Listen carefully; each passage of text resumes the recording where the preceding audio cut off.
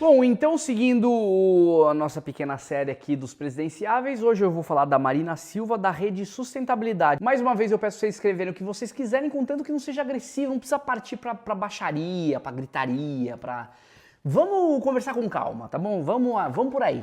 Mais uma vez também reitero que eu não sou cientista político, que eu não sou master ultra mega entendedor de política, eu tô tão perdido quanto você, eu quero um país melhor também, eu tô buscando meu candidato, ainda não achei. Isso aqui tá servindo como uma boa balança para eu saber o que eu posso vislumbrar em outubro, tá bom? E depois em novembro talvez, não sabemos, não é? A primeira coisa da Marina Silva que eu posso falar é que o Acre, que é o lugar onde ela nasceu, o estado onde ela nasceu não apoia ela. Isso aconteceu em 2014, né? Quando a candidata foi candidata à presidência do Brasil, ela não teve apoio dos conterrâneos, né?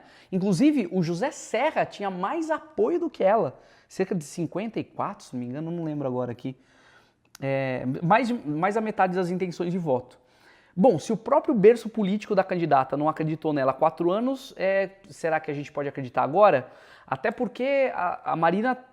Bom, vou falar disso ela mais pra frente, porque ela não tem muita força política. Mas vamos ver isso. O primeiro questionamento é por que a Marina não tem? Eu até já sei um pouco. Eu imagino, como a Marina ela tem essa questão com sustentabilidade, com o verde e tudo mais, então ela pega até o agronegócio, que é uma questão também que é muito importante, fica com o pé meio atrás, as pessoas que trabalham com terras, os próprios índios, os indígenas, todo mundo fica, mas será que eu quero lidar com essa pessoa?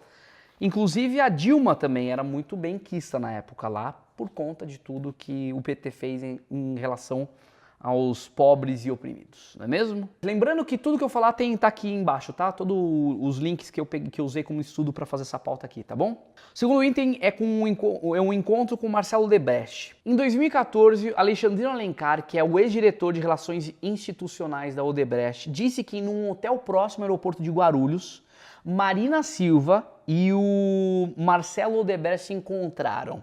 Os três se encontraram. A empreiteira acertou uma doação de 1.250.000 à campanha da candidata em recursos declarados à Justiça. A candidata, apesar de ser a favor da Lava Jato, foi estranho ela ter aceitado uma reunião com uma cúpula da Odebrecht justamente porque se ela é a favor da Lava Jato, eles estão muito enrolados na Lava Jato, por que ela foi fazer esse inferno dessa reunião, né? Bom, tem um vídeo aqui embaixo para você dar uma olhada, e nesse vídeo é do canal da Marina. Nesse vídeo tá linkado uma resposta para isso daí, que justamente que ela não aceitou, que não aconteceu, ela não aceitou nenhum tipo de propina ou dinheiro ilícito, era tudo declarado para a justiça. E que algumas pessoas se aproveitaram da questão para poder tentar diminuir um pouco ela. Mas para mim é esquisito mesmo ela ser a favor da Lava Jato e se encontrar com pessoas como essa, apesar de ela precisar de apoio. Eu acho estranho, eu acho, apesar do que ela tem dito, né, que ela fundou a rede para fazer um novo partido, para fazer uma nova política, então ela começa a fazer a nova política com velhos hábitos. Então é um museu de grandes novidades, não é mesmo? Bom, o agronegócio representa 44% das exportações do Brasil, então é uma questão muito séria que ela precisa se atentar, porque o pessoal do agronegócio ficou muito assustado com ela em 2014.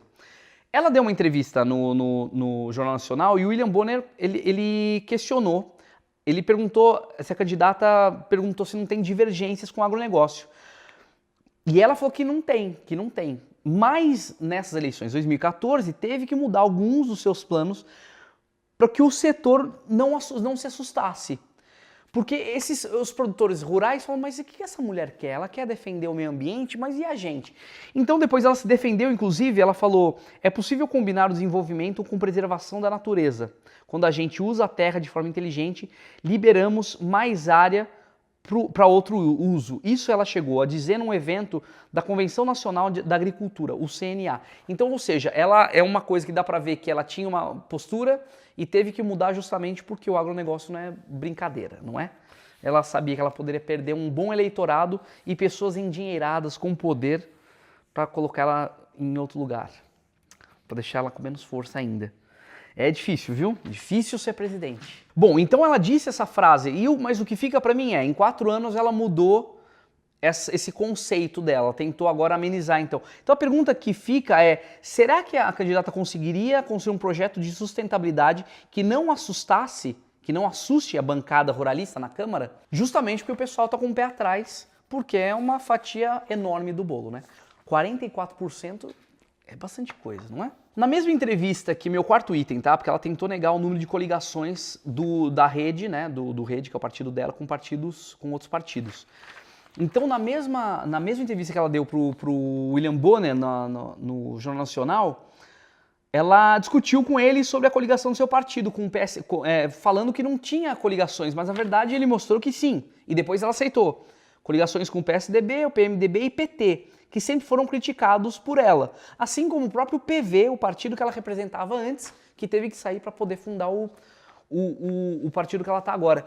E a questão que fica justamente essa que eu já falei ali atrás, é como que ela quer fazer uma política nova com velhos hábitos, então fica confuso. Ela é difícil, eu sei que é difícil, você tem que fazer coligações, você precisa ganhar força, mas é complicado você negar uma coisa. Então não diga que você quer fazer, diga que você quer mudar e não vai ser da água para o vinho, não vai ser de uma hora para outra.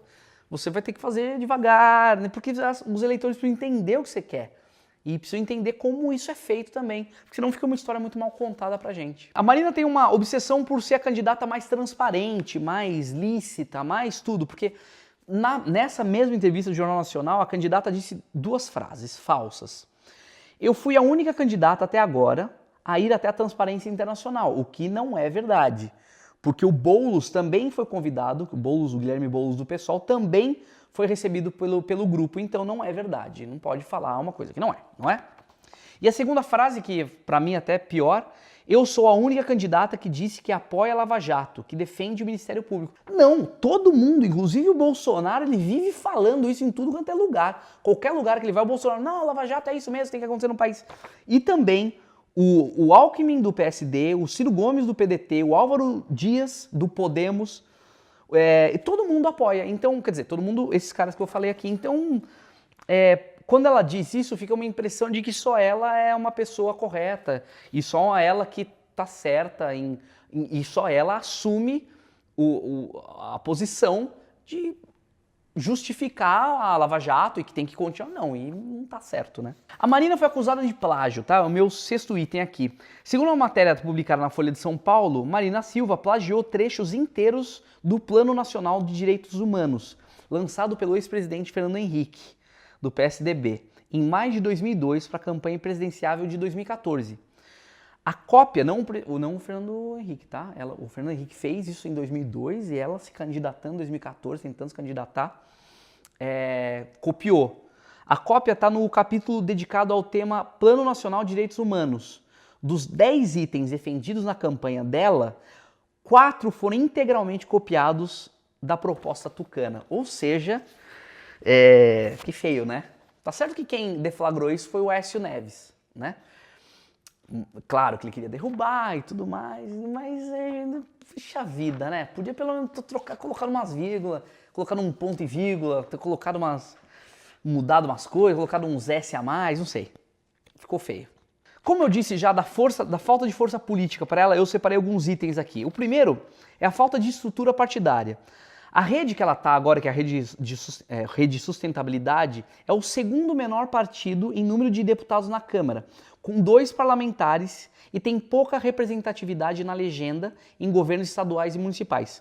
O que quer dizer que a Marina pode carecer de apoio e voz entre os eleitores, além de enfrentar maior dificuldade para encontrar financiadores para a campanha. Como ela tem pouca gente em torno dela, vai ter pouco apoio. Então esse é um problema. O segundo é a falta de alianças, por conta também que está meio que junto com esse primeiro item que eu falei aí.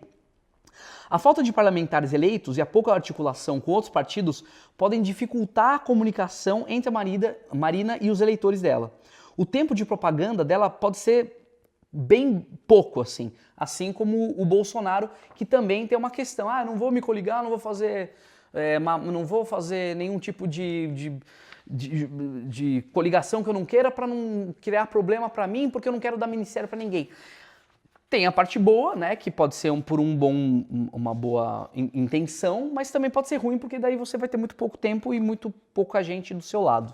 E essa é a mesma lógica empregada para definir a fatia de recursos públicos que financia a campanha. Ou seja, ela pode ter pouco dinheiro também. Eu li uma matéria, esqueci de falar aqui, eu li uma matéria que a campanha da Marina tá bem fraca.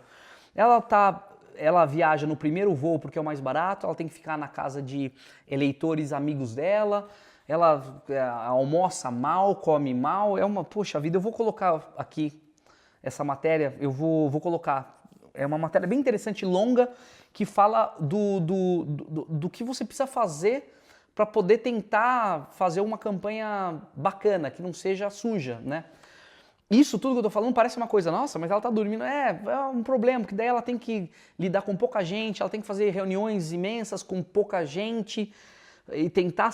Nossa, é difícil, né? Porque daí quando você não tem o caixa 2, que é uma coisa que todo mundo faz, não tô defendendo isso, você não tem tempo, você não, né? Por exemplo, o Alckmin vai ter, se não me engano, mais de 5 minutos na televisão, no horário eleitoral. É uma coisa a ser discutida também, né? É justo. Apesar de eu não apoiar o Bolsonaro, é justo ele ter 8 segundos na televisão? Eu não acho justo. Eu quero conhecer mais o Bolsonaro, eu quero saber o que mais ele pode dar em relação de bom pro meu país, né, na campanha dele. E ter 8 segundos não é justo, nem para ele, nem para a Marina e nem para qualquer um deles. E acho injusto o Alckmin, que é um cara que já tem uma estrada, todo mundo já sabe o que ele é, o que ele faz, ter tanto tempo para falar e ficar mostrando as coisas que ele faz. Enfim, acho injusto isso. A Marina Silva ela tem pouca experiência no executivo. Ela já foi vereadora, deputada estadual, federal, além de senadora pelo estado do Acre.